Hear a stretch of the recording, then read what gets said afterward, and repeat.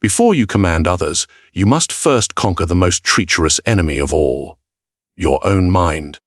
It is not the world that defeats a man of ambition. It is his hesitation, his fear, his ungoverned emotions. Power begins the moment you stop being ruled from within.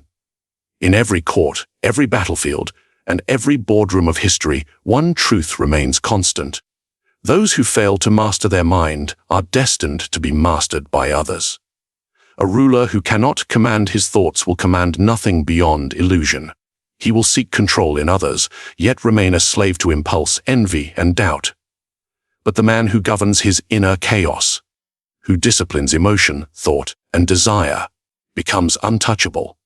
In this dark mirror of the psyche, we shall dissect the art of internal dominion, not through moral comfort, but through psychological sovereignty. For Machiavellian power does not arise from strength of muscle.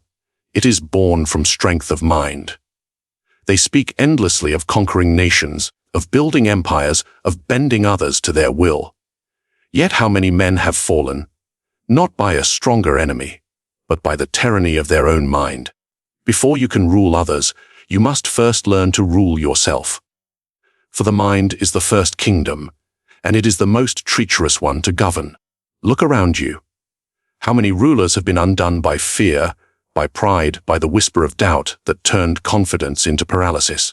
How many brilliant men have watched their fortunes decay because their emotions led them into foolish decisions? Alexander conquered half the world, yet could not conquer his rage. He wept when there were no worlds left to conquer, not out of triumph, but emptiness. Caesar, betrayed by those he called friends, allowed arrogance to blind him until even the dagger's shadow could not be seen. Each of them ruled millions, yet were slaves to the storms within. And you wish to hold power. Then ask yourself who truly commands your mind. Is it you? Or the impulses that move through you like puppeteers in the dark? The mind, when left unguarded, becomes a court of traitors. Fear whispers treason. Desire bribes your judgment, and emotion, that most seductive conspirator, disguises itself as truth. The Machiavellian does not fight against the world first, he fights against himself. He studies his own reactions as one studies an enemy's weaknesses. He observes his anger and says, "I see you, but you will not command me." He notices his envy and turns it into ambition, not despair. He feels fear and converts it into calculation. To rule the mind is not to silence it, but to govern it. You do not destroy fear, you appoint it a place. You do not erase doubt, you use it as a strategist uses a spy to reveal blind spots and deception. The greatest rulers were not those who controlled their armies, but those who controlled their thoughts under the pressure of chaos. In politics, in business, in daily conflict, the victory is often won by the one who remains composed while others unravel. He who cannot be provoked holds invisible power. Because he commands himself, he commands the tempo of every encounter. Consider how manipulation truly works. It begins not with lies from others, but with lies we tell ourselves. A clever manipulator does not need to overpower you. He only needs to guide the direction of your thoughts. If your mind is undisciplined, he will use your fears against you. He will flatter your pride until you act against your own interests. You will think you are free, when in truth you are being ruled. Thus, mastering the mind is not a philosophical luxury. It is survival. It is the difference between being a strategist and being a pawn in someone else's design. Control your inner narrative, and no one can script your downfall. Because every scheme, every deceit, every temptation must pass through the gate of your mind. If that gate is unguarded, your empire falls before it ever rises. Do you think control begins with external discipline? No, it begins with awareness. The ruthless observation of your own thoughts without emotion or defense. To watch yourself as if you were another man. To see where your impulses originate. To notice the strings that pull you, and to begin cutting them one by one. When you reach this level of dominion, something strange happens. The world slows down. You see the calculations behind every smile, every word, every gesture. You stop reacting and begin orchestrating. While others are carried away by emotion, you remain still, a silent architect watching the tides of chaos crash beneath your feet. This is the beginning of power, not dominance over others, but independence from yourself. When the mind bends to your command, it becomes a servant, loyal, sharp, and precise. Only then can it be used as a weapon of strategy rather than a source of ruin. Most men lose before they even begin. They declare war on the world while their own mind conspires with the enemy. But not you. Not if you understand that before any throne can be taken, the first must be built within. Now the question remains. Once you have mastered your inner kingdom, how do you protect it from being invaded by others? Power does not belong to the strongest, nor the loudest, nor the most intelligent. It belongs to the one who remains calm when all others lose their composure. A ruler's greatest weapon is not his army. It is his self-control, because emotion, left unchecked, is the leash by which others will pull you. How many have fallen because they could not master their temper? How many empires have collapsed because pride spoke louder than prudence? One angry word, one moment of wounded ego, and years of strategy can crumble to dust. Consider the fate of King Charles VI of France, a man once noble, reduced to madness by the storms of his own mind. Or Napoleon, who in his final years on St. Helena admitted that his downfall began not with Waterloo, but with his own impatience, the moment he let passion outrun calculation. The world remembers their power, but forgets their inner collapse. And yet how different are you from them? You think yourself rational, composed, until provoked. Someone insults you. Someone ignores you. Someone succeeds where you failed, and suddenly the empire of your mind begins to tremble. You react, you argue, you seek to prove, to punish, to restore the image of control. But by reacting, you surrender it. Understand this: every emotional reaction is a small act of surrender. The one who can make you angry controls you. The one who can make you envious directs your attention. The one who can make you desperate dictates your next move. A master strategist cannot afford this weakness. He must wear calmness as armor. Polished, impenetrable, and cold, think of emotion as fire. Uncontrolled, it burns your plans to ash. Contained, it becomes the forge where power is shaped. The wise ruler does not suppress emotion, he channels it. He turns pain into focus, humiliation into study, and fear into foresight. He learns to feel deeply, but express little, because in silence emotion matures into strategy. This discipline is not natural. It must be built moment by moment. When provoked, observe yourself from the outside. Ask, who benefits if I lose control right now? Often, you will find that your anger serves another man's ambition. The manipulator thrives on emotional chaos. He studies your triggers as a hunter studies the patterns of prey. He does not need to overpower you, only to push the right button and let you destroy yourself. So he flatters your ego, knowing you crave recognition. He withholds approval, knowing you fear insignificance. He offends you subtly, knowing you will waste your energy proving your worth. Every time you react, you become predictable. And predictability is death to power. In the courts of Florence, alliances shifted faster than truth. A single display of anger could brand a man unreliable, unfit to be trusted, too volatile to be followed. The cunning survived not by brilliance, but by composure. The calm man was feared, for no one knew what he thought. But the emotional man, he was dissected, manipulated, and quietly destroyed. You must learn this lesson deeply. The colder your surface, the deeper your influence.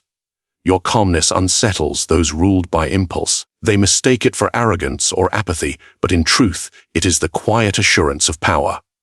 Even in the smallest interactions, in negotiation, in love, in rivalry, emotional discipline separates the ruler from the ruled. Because those who can provoke you can predict you, and those who can predict you can own you. So you must learn to see emotion as others see your weakness. Hide it. Refine it. Use it, but never display it. When the world expects your fury, show stillness. When they expect fear, show calculation. When they seek chaos, give them silence. The man who governs his face governs perception, and perception, as you will soon see, is power itself. But remember this: your calmness is not passivity. It is the stillness before a strike, the silence of a mind that observes, waits, and chooses its moment.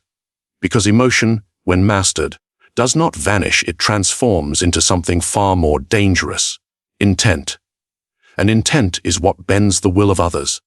Now ask yourself, when calmness becomes your weapon, how do you wield it to control how others see you? Reality bends to those who control perception, because power does not rely on truth, it relies on belief. You may live in the age of logic and evidence, yet still, the masses move not by fact but by impression. They follow confidence, not accuracy. They obey the image of strength, even when the substance beneath it is hollow. To rule perception is to rule minds. And to rule minds is to rule the world. Think of Cesare Borgia, feared by princes, admired by enemies. Was his power born purely from his armies? No. It was born from the illusion that his will was unshakable, his punishments inevitable, his victories certain. Even those who hated him believed he could not be defied. And belief, my friend, is the invisible crown. Now look at yourself. How do others see you? Not how you think you are, how you appear. Because perception, once formed, governs how the world interacts with you. If they see strength, they yield. If they sense uncertainty, they test. If they detect need, they exploit. The wise understand that power is not only in being, it is in appearing. You do not need to be cruel to inspire fear, nor virtuous to inspire trust. You only need to project the proper image, and let others fill the rest with their imagination. Consider this: people do not seek truth, they seek patterns that confirm what they wish to believe. If you give them a symbol, an aura, they will complete the illusion for you. A calm tone becomes wisdom, confidence becomes competence, silence becomes mystery, and mystery becomes power. To command perception, you must understand the art of deliberate visibility. Show what benefits you, conceal what weakens you. The world is not your confessional, it is your stage. And every gesture, every word, every silence must serve your narrative. Even your enemies can be used as actors in your play. When they attack you, their fury advertises your importance. When they gossip, they spread your legend. When they fear you, they confirm your power. Do you think this is deceit? No, it is strategy. For perception is the battlefield of reputation, and reputation is the foundation of influence. A single rumor can destroy a lifetime of truth, but a single calculated illusion can outweigh 1,000 failures. The powerful learn to wear masks not to deceive, but to protect. A mask grants control over how the world interprets your movements.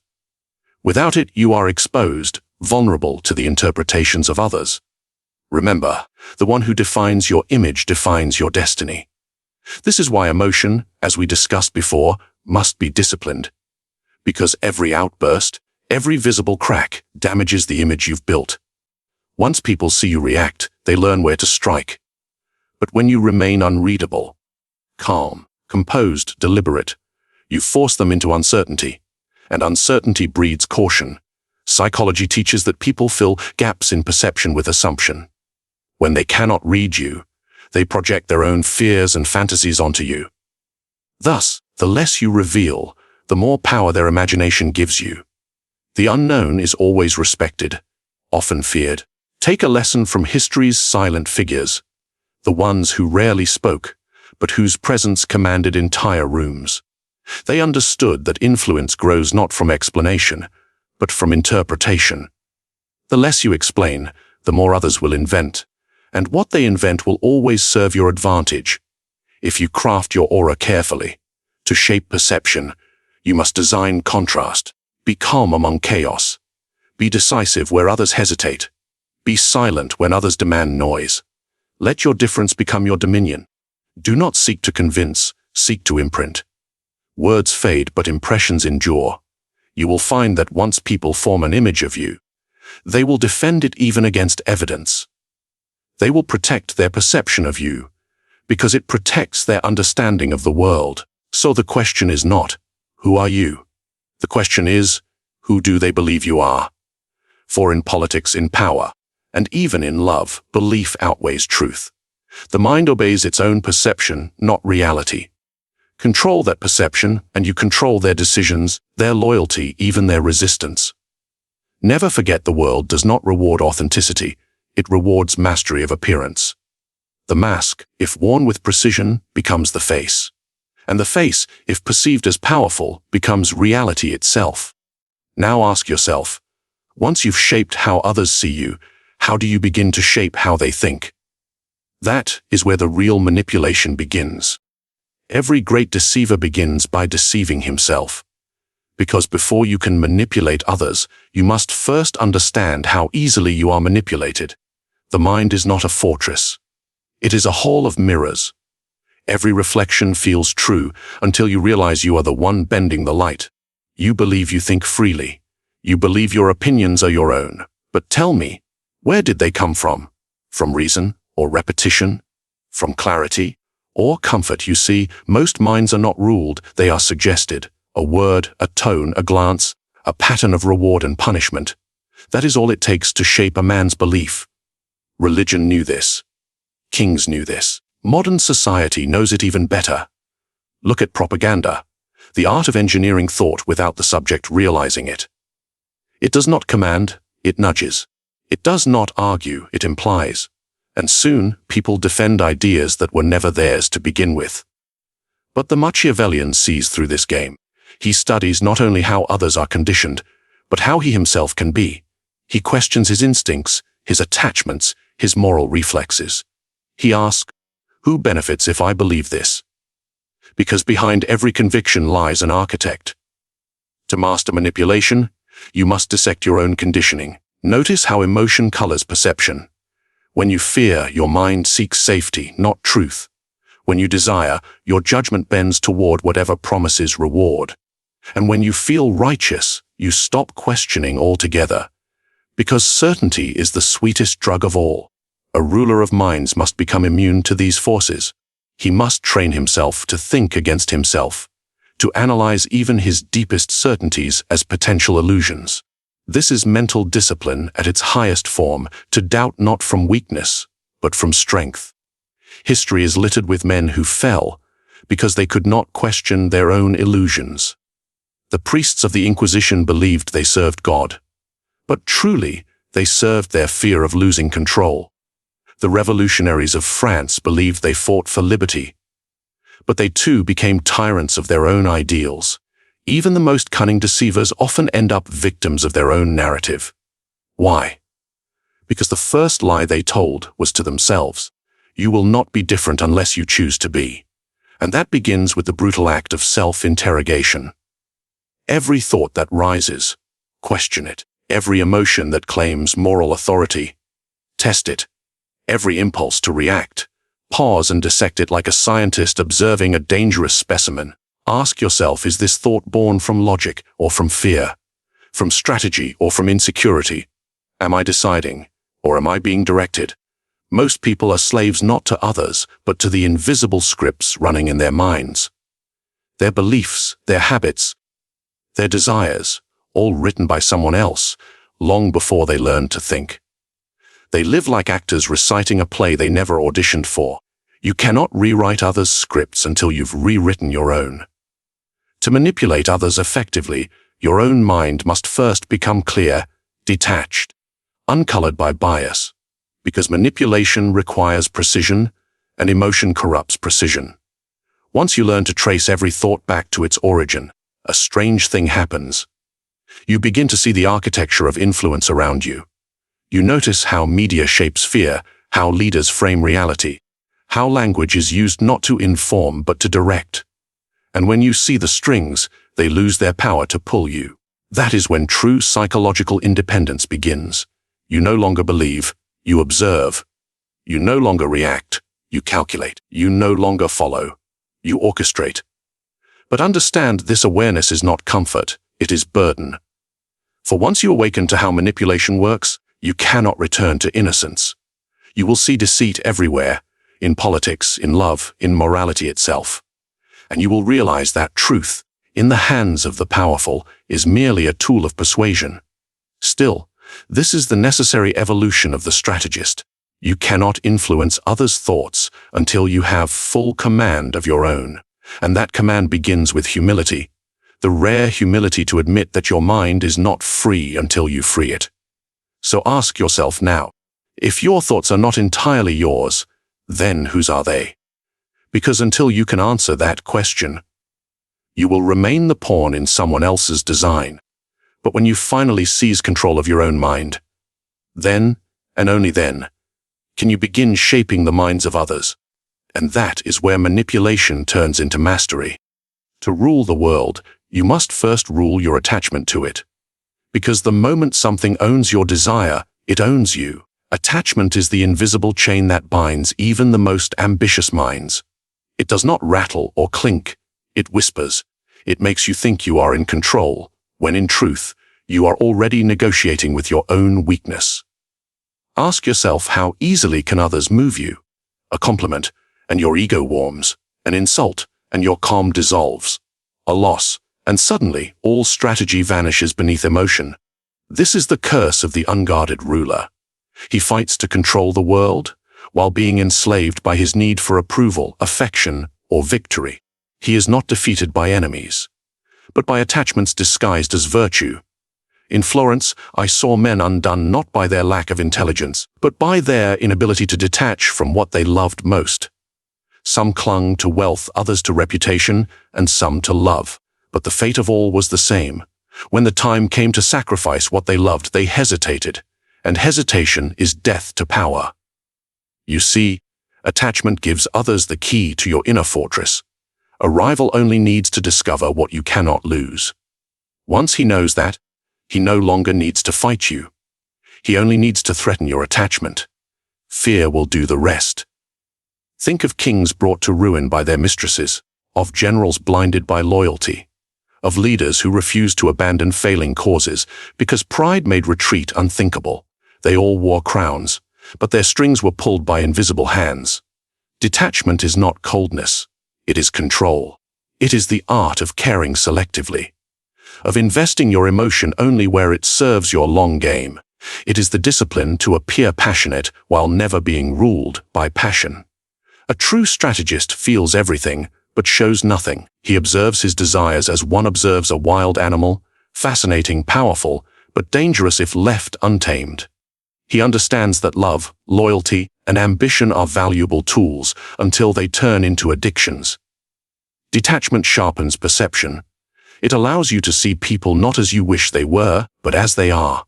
It reveals motives hidden by charm and truths buried beneath flattery.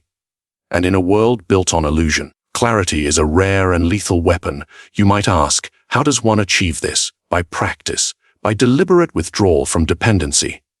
Each day, take note of what influences you most, who you seek approval from, what fears guide your actions, which comforts you cannot do without. Then slowly, reduce their power.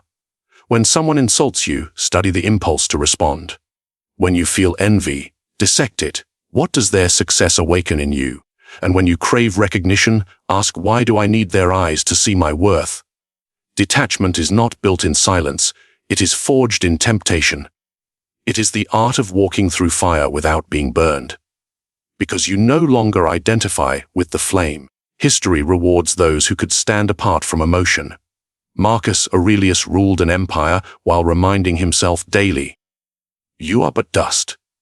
He understood that power demands perspective, and perspective is impossible when you are drowning in personal attachment. Detachment grants freedom, not from life, but within it. You can still play the game, still love, still win, but none of it defines you. You become a participant, not a prisoner. And that makes you unpredictable, unbreakable, untouchable. The world tries to pull you into its drama, to make you react, to make you care too much. But every time you resist, every time you choose calculation over craving, your power sharpens. Because the less you need, the more you command. And here lies the paradox. When you detach, people chase your attention. When you withdraw, they seek your approval. When you appear indifferent, your value multiplies. Control your attachments, and the world's attachments will turn toward you. Lose control, and you become just another piece on the board. So the question is not whether you can win, but whether you can walk away unshaken. Because true power is not gained through possession, it is gained through freedom from it. And once you learn to master detachment, you will no longer chase the world. You will make the world chase you. But tell me, once you have freed yourself from desire, what happens when others still try to control you through theirs? Power does not begin with conquest. It begins with command, not over armies, but over thought. True authority is not inherited, granted, or stolen. It is created through the mastery of one's own mind. The world is filled with rulers who cannot rule themselves. They speak of order while living in chaos. They demand loyalty while being slaves to their impulses. And because they have no sovereignty within, they will always fear losing sovereignty without. Ask yourself, if your mind obeys your emotions, who truly rules you? If your peace depends on how others treat you, who holds your power? If you must always react, can you ever truly command? Mental sovereignty is the art of becoming the master of your own internal empire. Every thought, emotion, and instinct becomes your subject. Loyal, disciplined, and purposeful. You cease to be the victim of moods, temptations, or fears. You become the architect of them. Think of Marcus Aurelius, writing his meditations amidst war, plague, and betrayal. He did not escape the storm, he stood calm within it, because he knew that he could not always control events, but he could always control his interpretation. That is sovereignty. Or consider a chess master. Each piece has its nature. The knight leaps, the bishop glides, the pawn advances. He cannot change their nature, only control their purpose. Your thoughts are the same. They move instinctively, but under the command of a sovereign mind, they serve a higher design. Most people never reach this state. They are ruled by unseen masters, by envy, fear, desire, and doubt. They speak of freedom, yet every word they utter reveals their servitude. Freedom is not the absence of chains. It is the absence of mental submission. A Machiavellian mind remains self-governed even in captivity. No cage can hold a mind that does not consent to be ruled. But a man may walk freely in the streets while living in a prison built from his own weakness. Mental sovereignty begins with awareness. Every time you pause before reacting, you reclaim territory from chaos. Every time you resist the pull of impulse, you expand your dominion. Each moment of discipline is a conquest, not of others but of yourself. But sovereignty is not silence. It is not withdrawal. It is command, quiet, deliberate, and absolute. It means acting from choice, never compulsion. It means deciding what enters your mind and what dies at its gate. The manipulator thrives on minds that have surrendered this control. He plants ideas like seeds, knowing the undisciplined mind will water them with emotion. He whispers suggestions, and before long they become convictions. This is how kings are toppled and masses are ruled, not by force, but by influence over perception. If you cannot filter what your mind consumes, you will believe what others want you to believe. If you cannot hold a thought without reacting, you will live a life of endless reaction. And reaction, my friend, is obedience in disguise. To rise above this, you must become your own ruler, judge, strategist, and executioner of thought. When fear speaks, you listen but do not obey. When desire calls, you analyze before you act. When doubt appears, you test its logic before surrendering to it. This inner government must be firm but fair. If you rule with tyranny, suppressing emotion completely, rebellion will come. But if you rule with discipline, understanding each impulse and assigning it purpose, your mind becomes a kingdom of order, and in that order lies power others can sense but never understand. Because when your mind obeys only you, your silence intimidates. Your stillness commands respect. Your certainty creates gravity, the kind that draws others into your orbit without you ever asking them to. The sovereign mind becomes untouchable. It cannot be seduced by flattery or destroyed by insult. It cannot be bought, bribed, or broken. It is both fortress and weapon, immune to the chaos that consumes ordinary men. And once you reach this state, you no longer seek power. You embody it. Because power is not something you hold in your hand. It is something that emanates from your presence. So remember, the greatest empire you will ever rule is invisible. It lies behind your eyes, within your thoughts, and beneath your calm. Conquer that, and you will find that every throne, every crown, and every mind you encounter will soon bend toward you. But the question remains, once you possess complete sovereignty of mind, how will you use it? That is where mastery becomes destiny. Power is never taken. It is guided into your hands. The most effective control is invisible, felt but never seen. You do not force minds, you shape them. You do not demand obedience, you design belief. When people act in your favor while thinking it was their choice. That is mastery, influence that hides behind freedom. Dominance disguised as understanding. The weak seek control through fear. The cunning create it through perception, because once you rule how others think, you no longer need to rule what they do. Ask yourself, do you persuade or do you command without speaking? Do others follow you by will or by design? The answer reveals whether you are a player in the game or merely a piece upon the board. If this truth unsettles you, good. It means you're beginning to see. Comment your thoughts below. I read every insight from those who dare to think deeper. Subscribe for more strategies drawn from power, psychology, and deception. And share this video, quietly, with those ready to awaken. Influence spreads best in silence.